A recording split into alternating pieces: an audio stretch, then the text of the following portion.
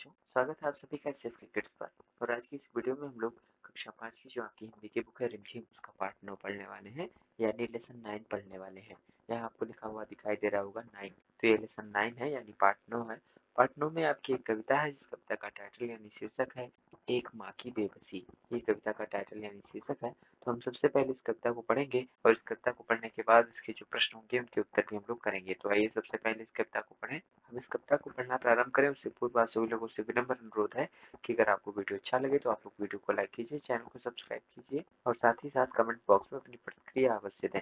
इस कविता को पढ़ते समय आंखों के सामने कई चित्र बनते हैं। बचपन का चित्र, बचपन के खास समय, खेल और साथियों का चित्र। उन साथियों में एक खास साथी रतन का और एक माँ का चित्र। इसे पढ़ो और महसूस करो। कविता धीरे धीरे पढ़ने की चीज है, उसे मन में उतरने में काफी समय लगता है। कभी कभी तो वर्षों बाद हम बचपन की पढ़ी कविता पढ़ते हैं तो लगता है पहली बार पढ़ा है इसे। कविता पढ़ने के बाद मन के किसी कोने में घर बना लेती है, किसी मौके पर वह उभर आती है। कविता कहानी सबके साथ यह होता है, इसलिए हमें इससे चिंतित होने की जरूरत नहीं कि कविता एक बार में पूरी तरह समझ में आ रही है या नहीं। अगर उससे सिर्फ एक चित्र ही उभरता है तो भी कविता कामयाब है। न जाने किस अदृश्य पड़ोस से निकल कर आता था वह खेलने हमारे साथ।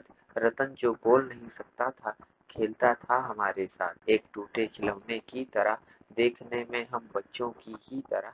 था वह भी एक बच्चा लेकिन हम बच्चों के लिए अजूबा था क्योंकि हमसे भिन्न था।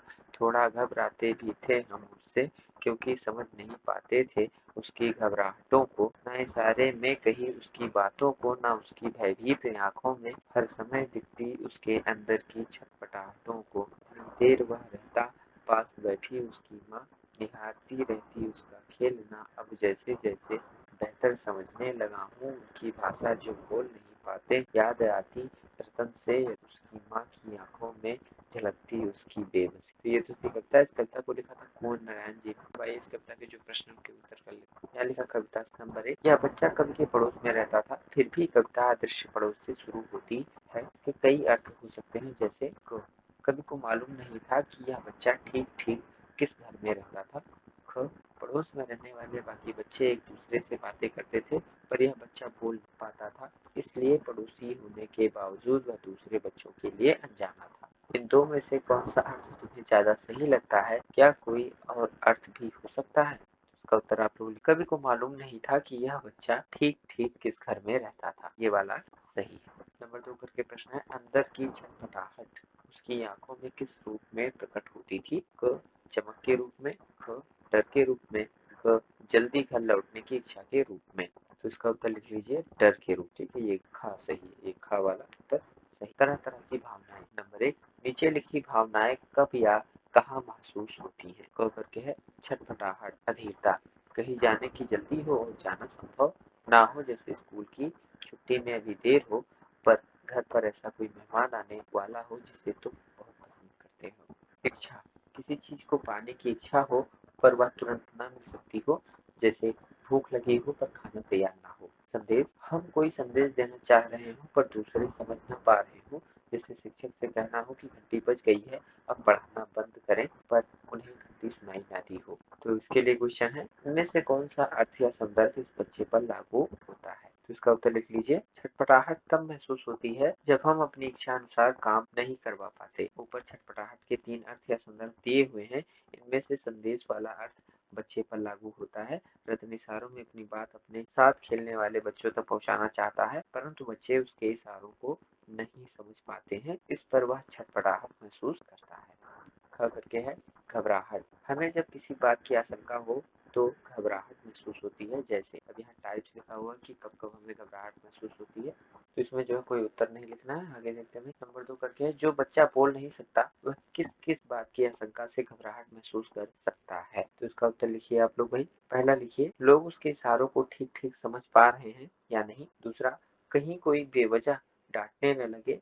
और तीसरा, कहीं कोई हम उम्र बच्चा उसे चिढ़ाने ना लगे। इन बातों से जो है वो घबराहट महसूस करता है। नंबर 3, थोड़ा घबराते भी थे हम उससे क्योंकि समझ नहीं पाते थे उसकी घबराहटों को। रतन क्या सोचकर घबराता होगा? अपने दोस्तों से पूछकर पता करो कौन क्या सोचकर और किस काम को करने में घबराता है। कारण भी पता करो। जैसे दोस्त या सहेली का नाम किस बात से घबराता है और घबराने का उसका कारण क्या है। तो इसे जो है आप अपने हिसाब से कर लीजिएगा। आप अपने किसी दोस्त या सहेली का नाम लिख लीजिए, यहाँ पर दोस्तों और सहेलियों के नाम यहाँ पर लिख लीजिए, किस बात से वो घबराता है यहाँ लिख लीजिए, और किस वजह से घबराता है वो यहाँ लिख लीजिए। भाषा के रंग। नंबर 1, कवि ने इस बच्चे को टूटे खिलौने की तरह बताया है। जब कोई खिलौना टूट जाता है तो वह उस तरह से काम नहीं कर पाता जिस तरह से पहले करता था। संदर्भ के अनुसार खाली स्थान भर। जैसे गाड़ी पहिया निकल जाने पर चल नहीं पाती। गुड़िया सीटी निकल जाने पर बज नहीं पाती। गेंद, तो गेंद जो है हवा निकल जाने पर उछल नहीं पाती। यहाँ लिखिए हवा निकल जाने पर, यहाँ लिखिए उछल नहीं पाती। जोकर,